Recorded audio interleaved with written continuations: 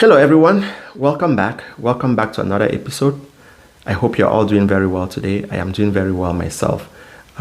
Today, I want to talk about insurance.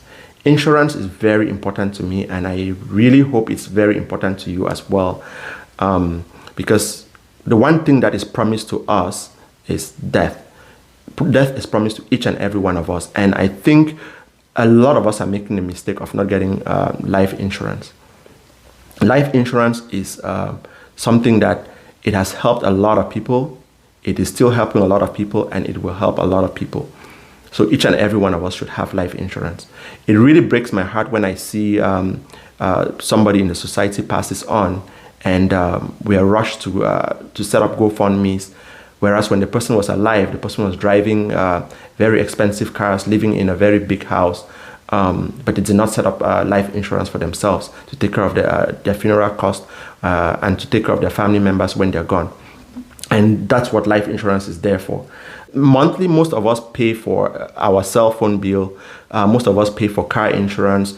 We pay for other things monthly. If we can just go that extra mile to pay for life insurance, it will save us a lot, and it will take care of our loved ones when things happen. So that's why this episode is very important to me, and I really hope it's very important to you as well. And if you do find this episode important, which I hope you will, please share this episode, invite somebody, and let's educate ourselves, guys. The very first one I want to talk about is social insurance. Social insurance, in my opinion, is the most important insurance out there. It is not expensive, and it is easy to access. Because regardless of where you are, if you have a community of people, you guys come together, you guys can actually start a form of social insurance. So for example, in Cameroon or in Nigeria or in most African countries, they have this scheme where they call Akawo in Nigeria, or in Cameroon it's called Njangi. In other African countries, they have different names, which I'm not very aware of the names, but they exist. I actually speak against these schemes when it comes to investments. However, I do realize that those schemes are actually very important when it comes to the social aspect of it. Most of these schemes, when a member passes on, the members contribute money, they raise money and give to the family members in order to support them. And we all take care of each other. It's a community thing, right? So if you don't belong to any of these schemes, please do belong. This is the least form of insurance that I think you should have, because it's inexpensive and it's readily accessible. In Canada, we have a scheme called RPN, which stands for Retour au Pays Natal. With RPN, when a member passes on, the other members contribute. Right now, they contribute less than $1. And less than $1 to me is like nothing. So I think everyone, if you live in Canada, you should belong to RPN. And the more members you have, the less the payments. But the payout for RPN right now, it stands at $20,000. So if a member passes on, they pay the family $20,000, and this goes to help with the funeral cost. So in the US, there is also a scheme very similar to RPN. It's called SAGI. I don't really know much about the numbers, but from what I've heard, when a member passes on, SAGI takes care of the funeral cost, and they also give the family an extra I believe it's $5,000. They also give the family a sum of $5,000 just to help the family with extra expenses. So if you live in Canada or you live in the US, I think you should belong to one of these schemes. And most of the times, to belong to one of these schemes, you have to register through a social group. So again, you have to belong to a social group. Nobody's an island. And I think everyone should belong to a social group just for the insurance, at least. The other form of insurance that I want to talk about is term life insurance. This is the one that we currently have in my family. Term life insurance expires after a set period of time. Usually, some people go for 15 years, 20 years, 25 years, or 30 years. But take note, guys, it expires. So this is why some insurance companies or financial institutions will deter you away from it. But this, to me, in my opinion, this is like the best one that you should go for. And I'll explain why. But let's look at whole life insurance first. Whole life insurance is the one that most institutions will try to sell you in because they make a lot of money from whole life insurance. I ran some numbers recently because my family, in my family, we've been trying to get whole life insurance. We were actually very interested in getting whole life insurance until when we got some quotes and we ran the numbers. The numbers didn't make sense. So for somebody like me, if you're in your mid 40s or early 40s, if you sign up for whole life insurance and you get a whole life insurance, again, you have to be healthy, by the way. If you get a whole life insurance with a payout of about $250,000, the payments on that are going to be close to $300 monthly, and the payout is just $250,000. But if you look at term life insurance, the payments for a payout of about $1 million, the payment is less than $100. And to me, this is significant. If you're going to take $300, take $100 or less than $100 and put towards life insurance, and you invest the rest, by the time 25 years come up, you would have had enough money invested.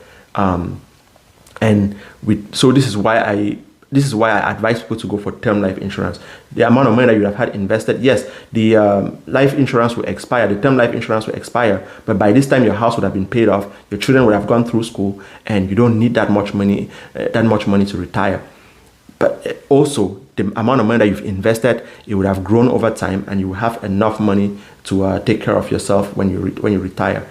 But with whole life insurance, the premiums are fixed, and the payout is minimal, in my opinion. So I don't advise people to go for whole life insurance just because of this.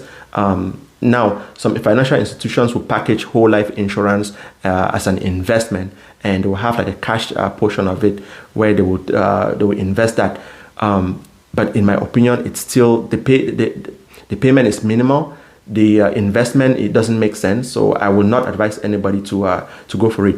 Treat life insurance as insurance, and treat investments separately as investments. Have your investments going on for you, and have your insurance going on for you as well on the side. Don't mix them up, guys. So these are the two forms of insurance that I really wanted to talk about. Actually, three forms of insurance that I want to talk about: social insurance, term life insurance, and whole life insurance. Social insurance, I advise people to go for. Everyone should have social insurance, some form of social insurance at least. Term life insurance is the way to go for sure, and I will not be going for whole life insurance. I don't advise anyone to go for whole life insurance. By the way, this is not financial advice. This is for educational purposes only. There are other forms of life insurance which I will not dive deep into, but I will just mention. There are variable life insurance and universal life insurance. However, there is one that I would just briefly mention.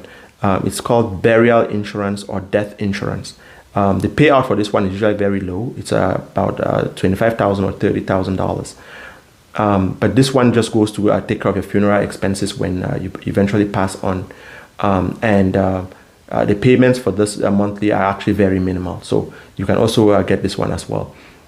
I did promise that I was going to mention disability insurance. And the reason why I want to mention disability insurance is because we're currently actually searching for disability insurance now because my wife owns a business and we need disability insurance. And I advise everyone to also get disability insurance. Disability insurance is just there for to cover your salary in case you get disabled and you cannot work. So it's just there to protect you, your salary, to keep that stream of income coming in. So everyone should have disability insurance. So these are the different types of insurance that I wanted to cover, and I hope this has been educative. I hope you have learned a thing or two, and I hope by the end of this you will go out and get insurance for your family, get insurance for yourself, get insurance for your parents, and also let's educate our friends, let's educate our family members to sign up on this and get insurance, guys. It breaks my heart to see when one of us in the society passes on and we have to rush to set up Go-Fundmes to like raise money to take care of funeral costs. And it even hurts more when you see that the people that pass on are people that were driving really nice cars or they were living in mansions. But then when they pass on, they didn't have insurance, and we have to like rush to raise money to take care of funeral costs and stuff. Thank you guys for sticking with me through this journey. I really appreciate you guys. The content is going to keep coming, and so please, if you are learning a thing or two, subscribe to the YouTube channel, invite a family member, follow me on Facebook, invite a family member, comment, like, share. Let's keep sharing, share as much as you can. Please invite people. Let's grow this community and educate ourselves and invest and grow financially, guys. Thank you guys again, and I'll catch you guys in the next one.